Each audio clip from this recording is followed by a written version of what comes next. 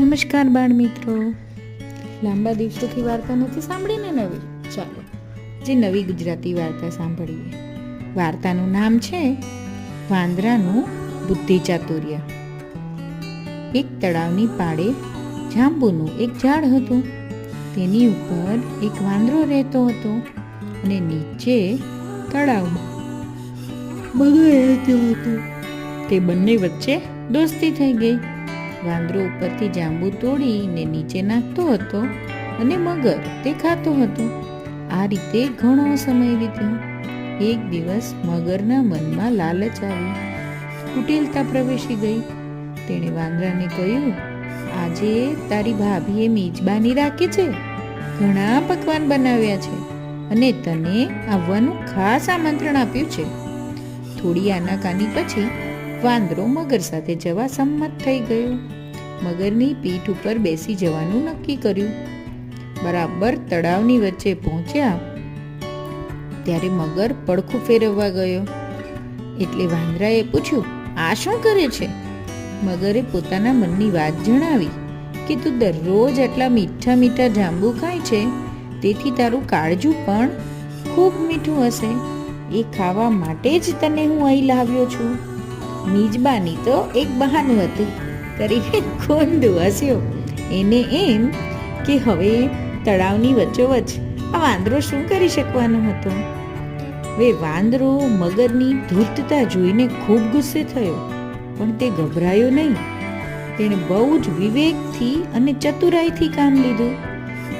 તે સામો જોર જોરથી હસી પડ્યો અને બોલ્યો, મૂર્ખ, એવું હતું તો તારે મને પહેલેથી કેવું હતું ને. હું મારું કાળજું તો ઝાડ ઉપર સુકવવા મૂકીને આવ્યો છું, તેથી ચાલ તે લેવા માટે પાછા જઈએ.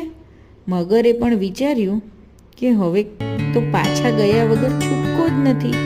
તે વાંદરાને કિનારે લઈ ગયો. ત્યાં પહોંચતા જ વાંદરો કૂદીને ઝાડ ઉપર ચડી ગયો. તેણે બુદ્ધિથી કામ લીધું અને પોતાનો જીવ બચાવ્યો. લોકો બહારથી જેવા દેખાય છે તેવા અંદરથી હોતા નથી, એટલે કોઈની પર એકદમ ભરોસો મૂકવો જોઈએ નહીં. વાંદરો રોજ મગરને જાંબુ આપતો હતો, એટલે આ વન સાઇડેડ રિલેશનશિપ હતું. આપણા મિત્રો પણ ઘણા એવા હોય છે કે તમે એક બાજુથી એને આપતા રહો ત્યાં સુધી તમારા મિત્રો રહે, અને ક્યારેક તો એનો પણ મગરની જેમ ગેરલાભ ઉઠાવ્યો.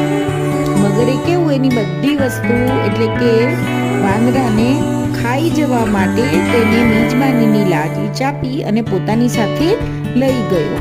વાંદરાને મગર વિશે ઝાઝી ખબર ન હતી, એટલે એની સાથે ગયો. એમ ઘણા મિત્રો અને આજુબાજુના ઘણા જાણીતા ઓળખીતા આવા જ હોય છે, મગર જેવા. તેથી બાળકો ચેતતા રહેજો. આપણે એને રોજ મળતા હોઈએ એનો એવો મતલબ નથી કે આપણે એને ઓળખતા હોઈએ. કોઈ પણ માણસ ક્યારે પણ આવું મગર જેવું ધૂર્ત વર્તન કરી શકે છે. પહેલા તો કોઈ પર વિશ્વાસ ન કરવો, અને જો આવી પરિસ્થિતિમાં આવી જઈએ તો બુદ્ધિથી ગભરાયા વગર વાંદરાની જેમ કામ કરી સલામત સ્થળે પહોંચી જવું. સમજી ગયા ને? ચાલો બચ્ચો, ગુડ નાઇટ.